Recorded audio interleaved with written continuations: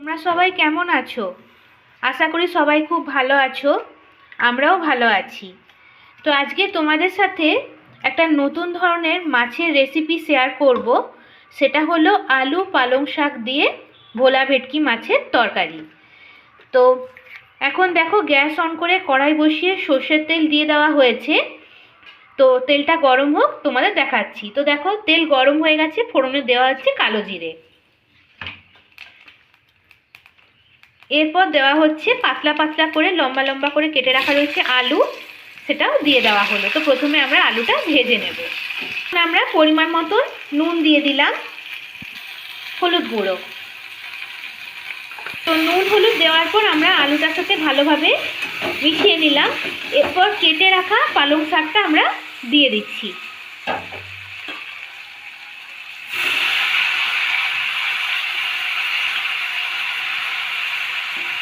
তো পালং শাকটা দেওয়ার পর আবারও ভালোভাবে মিশিয়ে নেওয়া হলো।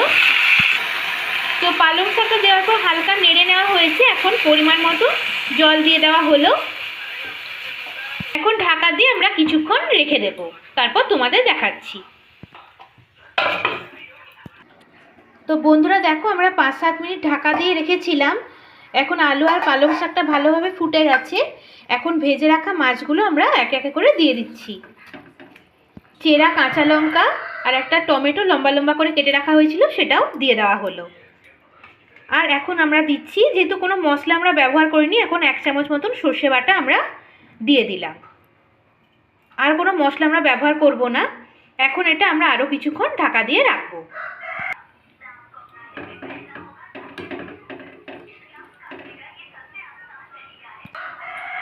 তো আরও কিছুক্ষণ ঢাকা দেওয়া থাক, তারপর তোমাদেরকে দেখাচ্ছি।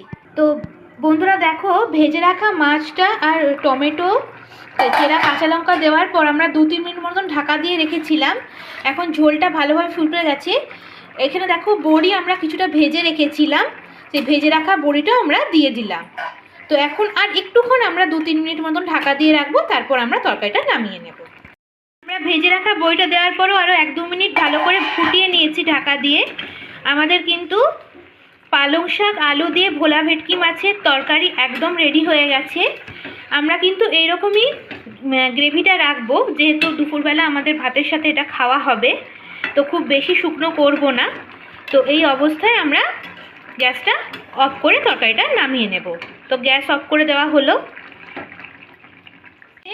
আলু পালং শাক দিয়ে ভোলা ভেটকি মাছের তরকারি কিন্তু একদম রেডি হয়ে গেছে। কত সুন্দর হয়েছে, তোমরা দেখেই বুঝতে পারছো। আজকে আমাদের কিন্তু দুপুরে রান্নাবান্না একদম কমপ্লিট হয়ে গেছে। তো তোমাদের সাথে তো আলু আর ভোলা ভেটকি মাছ সাথে পালং শাক দিয়ে যে তরকারিটা আমরা বানিয়েছিলাম, আমিষ তরকারিটা, সেটা তো শেয়ার করেইছি তার রেসিপিটা। আর এটা হচ্ছে কি বলতো, লাউ পাতা বাটা।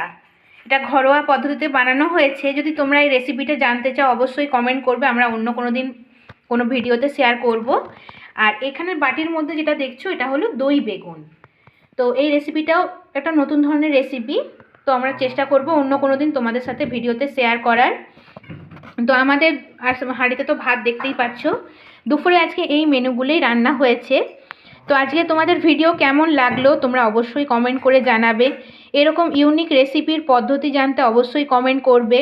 অবশ্য আমরাও চেষ্টা করব তোমাদের সাথে ভিন্ন ধরনের রেসিপি শেয়ার করার জন্য। তোমাদের যদি কোনো রিকোয়েস্টেড রেসিপি বা ইচ্ছুক রেসিপি থাকে, যেগুলো তোমরা আমাদের কাছ থেকে জানতে চাও, সেটাও অবশ্যই কমেন্ট করে জানাবে। আমরা চেষ্টা করব তোমাদের সাথে ভিডিওতে অন্য কোনো নতুন ভিডিওর মাধ্যমে সেটা শেয়ার করার জন্য। তোমরা ভিডিওগুলো দেখছো কিন্তু কোনো রকম প্রতিক্রিয়া দিচ্ছ না, কোনো রকম লাইক করছো না। সবার আগে তোমরা চ্যানেলটাকে ফলো করবে, সাবস্ক্রাইব করবে, ভিডিওগুলো শেয়ার করবে এবং 5 টাকা বেল আইকনটা প্রেস করবে। আমাদের চ্যানেলের নাম হলো পার্বতী পৈরা। Please subscribe. ধন্যবাদ।